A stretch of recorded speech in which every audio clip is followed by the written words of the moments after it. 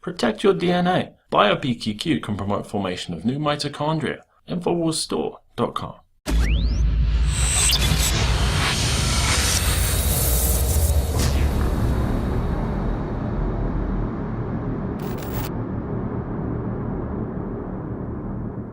Community organizing. Supreme Commander President Barack Obama hates America so much that even as a lame duck president, he intends on taking one last cheap shot at the success of the American dream. Obama and Julian Castro, Obama's Secretary of Housing and Urban Development, in some kind of ongoing, lightly reported, bizarre social Agenda 21 experiment, aimed to punish the suburbs of America for all of the hard work that fueled their position in life. Ours is a nation like no other, a place where great journeys can be made in a single generation. No matter who you are or where you come from, the path is always forward. The New York Post writes, Hillary's rumored running mate, Housing Secretary Julian Castro, is cooking up a scheme to reallocate funding for Section 8 housing to punish suburbs for being too white and too wealthy. The scheme involves supersizing vouchers to help urban poor afford higher rents in pricey areas such as Westchester County, while assigning them government real estate agents called mobility counselors to secure housing in the exurbs. Julian Castro, who the left is seeing as their Obama 2.0 and Hillary's VP, was handpicked by the Obama administration in 2014 from his position as mayor of San Antonio, Texas, to oversee Obama's social experimentation on the housing of America. Castro was highly criticized for the sale of thousands of foreclosed homes to Wall Street firms at bargain basement prices using HUD's Distressed Assets Stabilization Program. 98% of those homes were sold to Wall Street. Castro had been brought in to assist Obama's 2013 forced diversity HUD ruling, where Agenda 21 would receive a tremendous steroid shot, resulting in, as Stanley Kurtz, author of Spreading the Wealth, How Obama is Robbing the Suburbs to Pay for the Cities, writes, the new HUD rule is really about changing the way Americans live. It is part of a broader suite of initiatives designed to block suburban development, press Americans into hyperdense cities, and force us out of our cars.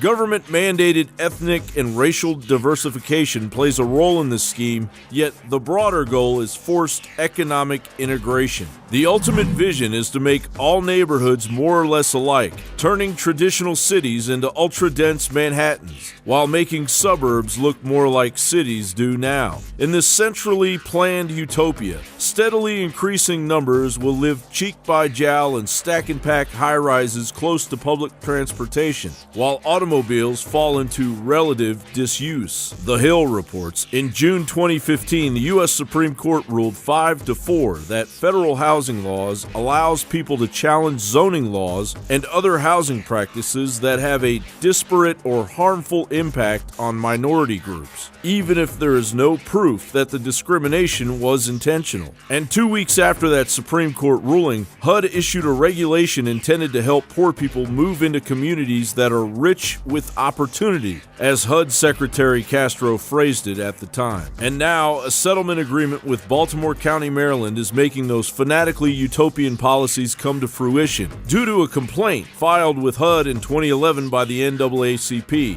1,000 units will now be dispersed in the most affluent areas of Baltimore. And if that wasn't enough to fundamentally alter the American landscape, Castro threatened to sue suburban landlords for discrimination if they refuse Section 8 tenants with criminal records. What do you think about considering Julian Castro as vice president? Well, I think really highly of him, and I am thrilled to have his endorsement today. Both he and his brother, the congressman, are just among the best young leaders in America. Castro's sucking up to Wall Street was seen as a potential toxic addition to Hillary's campaign. But now, with this dangerous scheme to once again bring government-leeching welfare recipients and criminals into the left-wing perception of too white, white flight, quiet suburbs of America in the name of fighting inequality, has the potential of placing the American dream squarely over the toilet. John Bound for Infowars.com.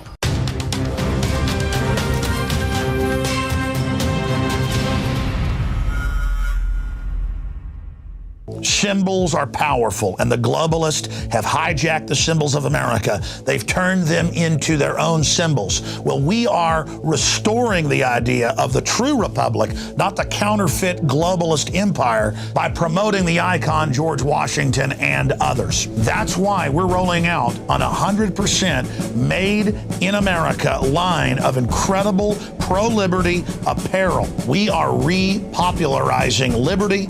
We are helping fellow Americans rediscover what made this country great. We are the spirit of 1776. We are 1776 worldwide. We are all brothers and sisters in arms in the animating contest of liberty in the long march towards humanity's ultimate destiny of freedom.